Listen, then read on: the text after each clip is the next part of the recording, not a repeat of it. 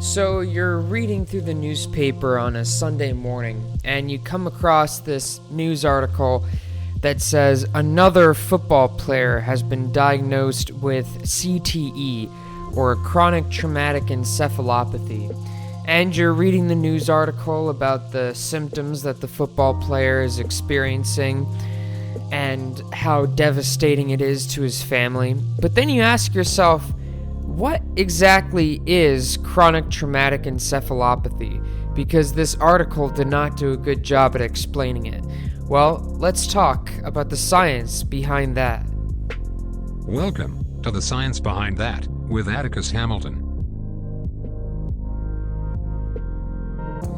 Hello, all you scientists, and welcome on back to The Science Behind That podcast. I'm your host, Atticus Hamilton, and as you heard from the intro, today we're going to be talking about chronic traumatic encephalopathy, or CTE.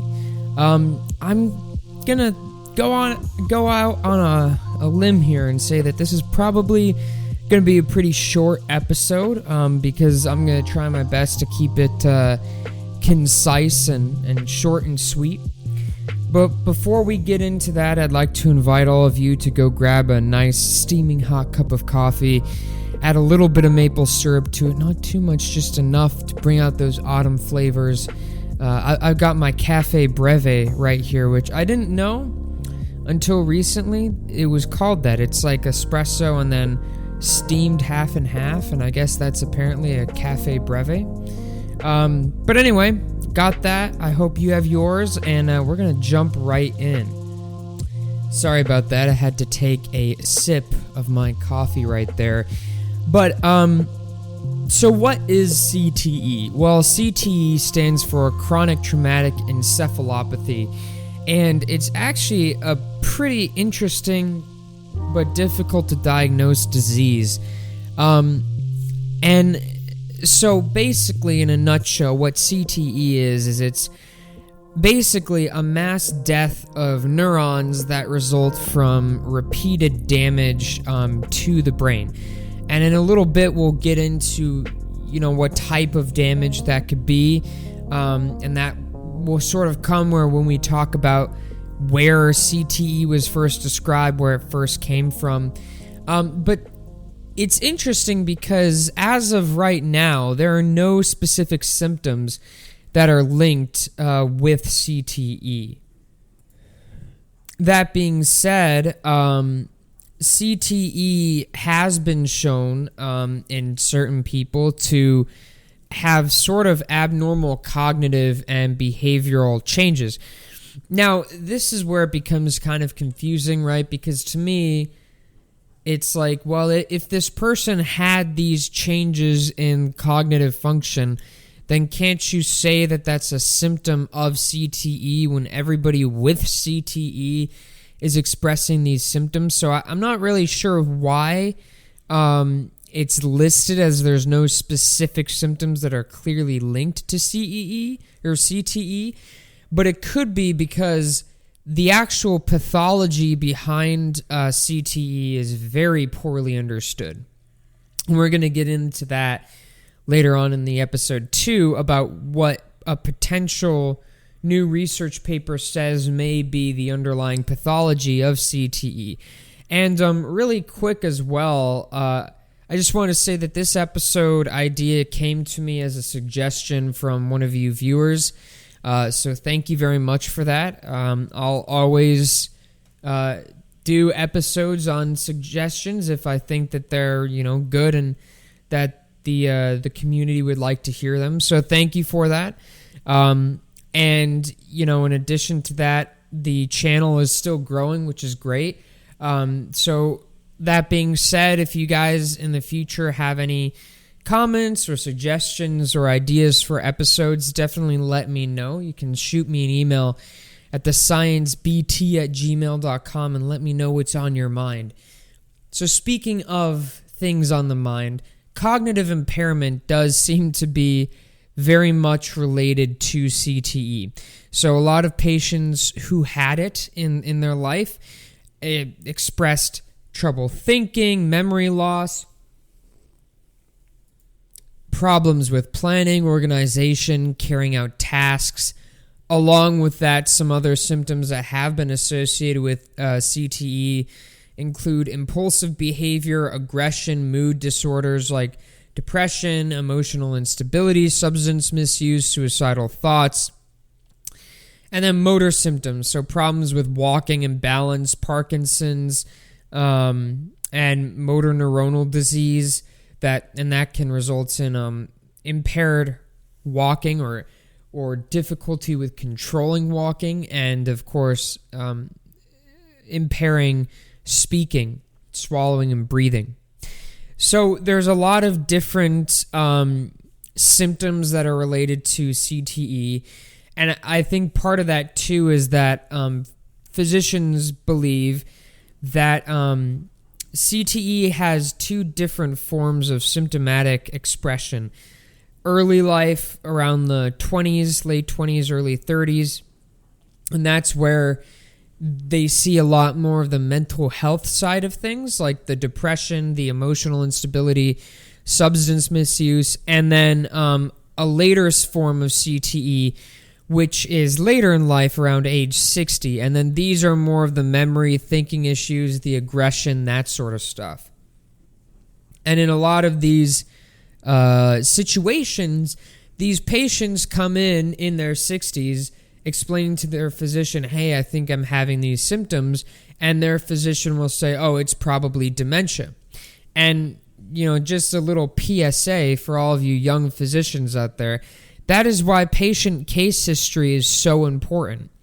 Because unfortunately, as of right now, there are no currently approved diagnostic tools for CTE during life. Now, after the patient dies, we can perform an autopsy and look at their brain under a microscope, and then we see the CTE. But during life, as of right now, there's no approved diagnostic tools. Now, for those listeners out there that live in other countries, I'd love to hear if you know of a diagnostic measure in your country. But as of right now in America, there are no approved diagnostic tools for CTE. And so a lot of times these patients are misdiagnosed as having dementia, but in reality they don't. They have CTE.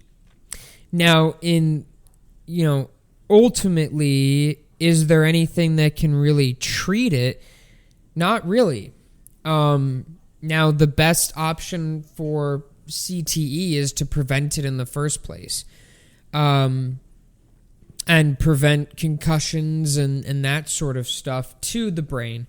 And we'll get into why that is, but that is the go-to, is the prevention aspect. So at the end of the day as well, the question becomes, if there's literally no treatment that can be done, is it even worth getting diagnosed? And I guess at the end of the day, that's up to you and the family, But so now that we have a basic understanding of what CTE is, let's just briefly talk about where it came from, when it was first described.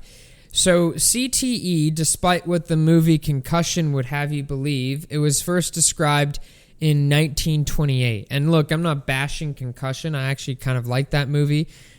But it was not discovered by Dr. Bennett Omalu. It was actually discovered by a physician by the name of Dr. Harris Martland. Now, when he described this disease in 1928, he did not call it CTE. It was called punch-drunk syndrome. But it actually ended up being the exact same phenomenon. So boxers, we see a lot of boxers getting CTE, just like football players. But so it was first described in 1928 by Dr. Harrison Martland, and he was actually a pretty well-known pathologist. And along with CTE, he made a lot of brilliant discoveries in the area of nuclear medicine. One of them being, he was the first person to demonstrate that radium causes cancer, specifically in the facilities that manufacture clocks with glow-in-the-dark handles or faces. people would have to lick the brush that was covered in radium paint to keep it the tip of the brush sharp. And Dr. Harrison Stanford Martland was the first physician to really say, look, this is causing cancer in these patients, and radium is causing cancer. But anyway, I kind of like him. He's definitely one of my, physicians that I look up to as a prospective physician, But anyway, so after that, over the next 75 years, there were a lot of other researchers that identified similar findings with punch-drunk sickness in boxers. But then in 2005, that's where we have Dr. Bennett Omalu, where he published the first evidence of chronic traumatic encephalopathy in football players. And that moment right there as well was really when CTE got the name CTE. So it was no longer being called punch-drunk sickness. It was being called chronic traumatic encephalopathy. And lo and behold, because of that, his work there and working with other people like Dr. Chris Nowinski, there was a lot of, reforming of the American football industry, which was good. But at the end of the day, there's still a lot of areas that we can improve, mainly being in how do we treat chronic traumatic encephalopathy. So, ultimately, what happens here? Well, and why is it from head injuries? Well, ultimately, what happens is with head injuries, the brain sort of moves around a little bit in the skull. Now, not a lot, but it does move around a little bit. And so, between the brain and the skull, technically between the brain and the dura mater, the pia mater, and the arachnoid mater of the skull, but that's for another day, you have the blood-brain barrier. Now, this blood-brain barrier is not very thick. It's pretty thin, so when you have a large contact force on the head, just from inertia, the brain is going to continue moving forward in the skull and hit the skull, hit the inside of the skull. And up until recently, there was very little information as to why does that actually cause CTE. Because what physicians and researchers saw was after a long time, exposure to these concussions, what happened is the neurons started to die. And so up until recently, there was very little information as to why that's actually happening. However, in 2019, a paper was published in the Journal of Metabolism, and where researchers discovered that during these instances of trauma, of brain trauma, what happens is it almost induces neurons within the brain to produce a compound called cis-p-tau. And cis-p-tau is extremely toxic. It's a protein, but it's an isomer of a necessary protein called trans-p-tau. And so cis-p-tau is produced, and this is the toxic isomer. And what happens is their research has shown that in mouse models of CTE, high levels of cis-p-tau produces a CTE-like syndrome via a process called cystosis.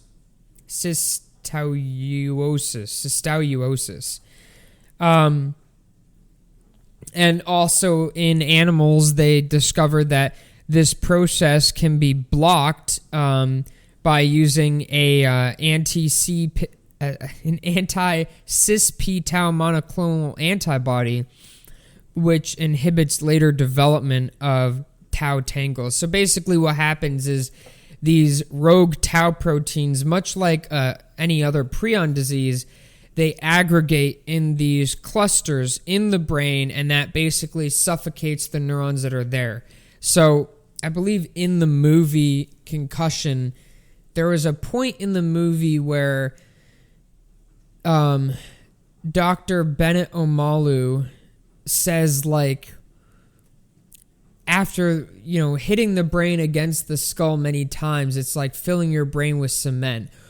And while that is a very dramatic analogy, according to this paper, it appears that he might not be inaccurate, and that the rogue cis-p-tau protein is actually aggregating, creating large mats, basically, of this rogue protein, which is suffocating the neurons and causing neuronal die-off. And this seems to be as a result of concussions stimulating the cis-p-tau protein production from neuronal cells. So this same group continued on in following studies, and they found that human samples of patients who had CTE did have high levels of cis-p-tau, and that it was discovered both in spinal fluid and in the brain. And so their conclusion was that cis-p-tau appears to be the contributor for the short and long-term symptoms of CTE. And they also continued to say that they may potentially be able to neutralize the effect of it by using a cis-p-tau anti-monoclonal antibody, which this paper does two things. Number one is it opens the floodgates for more research in this area, but it also proposes not just a mechanism of action for how this works, how do you go from a healthy athlete to what we see in CTE patients after years of head trauma. What is going on in the middle? And it appears like they have proposed anyway, in my mind, a convincing argument for a potential internal pathology. But they have also suggested that if this is the case, there could be a treatment for patients who are suffering with CTE, which, if you've ever seen, what the families of these patients go through and what the patients go through, a treatment is exactly, I think, what everybody would be wishing for. And if it turns out that this cis-p-tau protein phenomenon is the actual underlying pathology in human cases of CTE, then I think that the promising results of their of the other part of their study showing that an anti-cis-p-tau monoclonal antibody is effective in reversing the disease, that could be a very interesting area of scientific development. And if it turns out to be accurate, who knows? We may have a treatment for CTE within the next 10, 15 years. And so then, ladies and gentlemen, really quick, before we end today's episode, what did we discuss? Well, we discussed the history of CTE and that it was first discovered, or at least cataloged, in 1928 by Dr. Harrison Martland, and its presence in boxers. And at that time, it was called punch-drunk syndrome. I don't know why that is so hard for me to say. We also discussed what CTE is, and it stands for chronic traumatic encephalopathy. And it's basically when mass neurons die in the brain. And we also discussed, what does it look like in patients? How is it diagnosed, and are there any treatments? And we finished today's episode off with the underlying pathology that may be going on behind the scenes in the brain of patients with CTE, being rogue cis-p-tau proteins forming aggregates in the brain, which is actually suffocating the neurons and slowly killing them.